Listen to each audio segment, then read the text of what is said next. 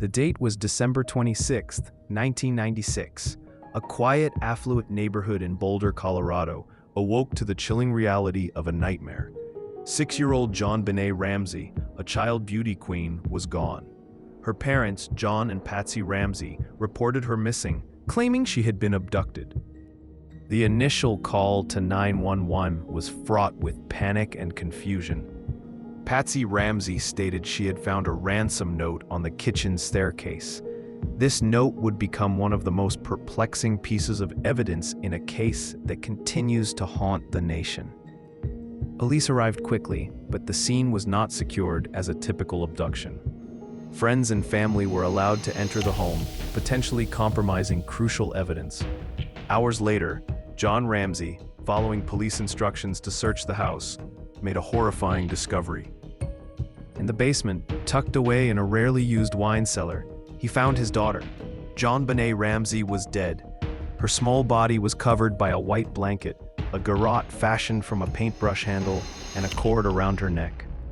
The note itself was extraordinary, spanning 2.5 pages. It demanded $118,000, an amount eerily close to John Ramsey's Christmas bonus. The language was theatrical, filled with movie quotes and unusual phrasing.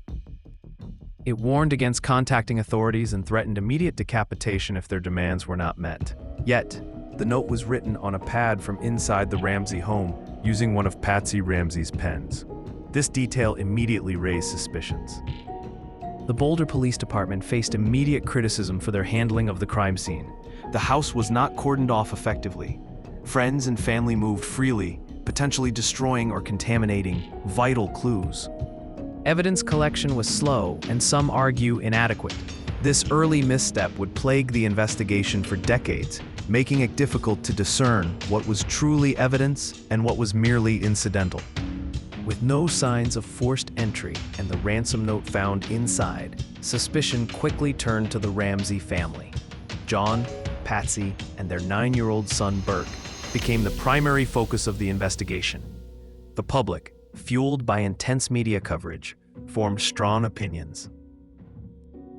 Patsy Ramsey, a former beauty queen herself, was particularly scrutinized. Her emotional demeanor and the unusual nature of the ransom note, which some believed matched her handwriting, drew intense speculation.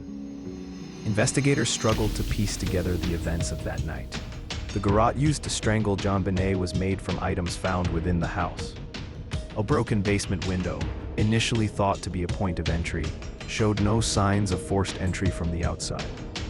DNA evidence, found under JonBenét's fingernails and on her underwear, did not match any family member.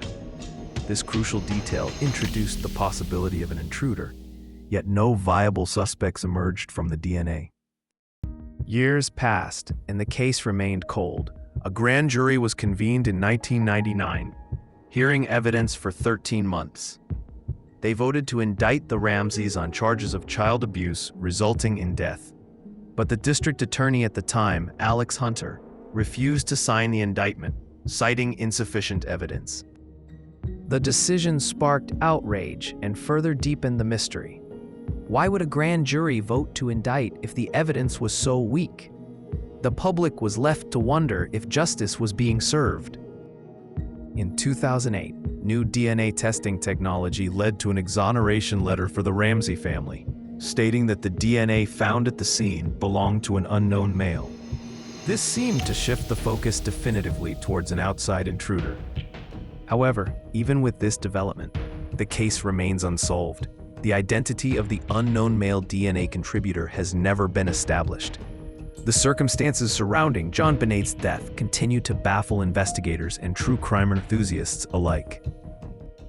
The JonBenét Ramsey case stands as one of America's most enduring and perplexing cold cases. A child's life was brutally taken, and despite decades of investigation, countless theories, and intense public scrutiny, the truth remains elusive. The shadows of that Christmas morning in Boulder still loom large, a chilling reminder of a crime that defies resolution.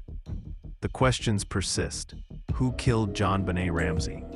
And will we ever truly know? Follow for more bone-chilling stories.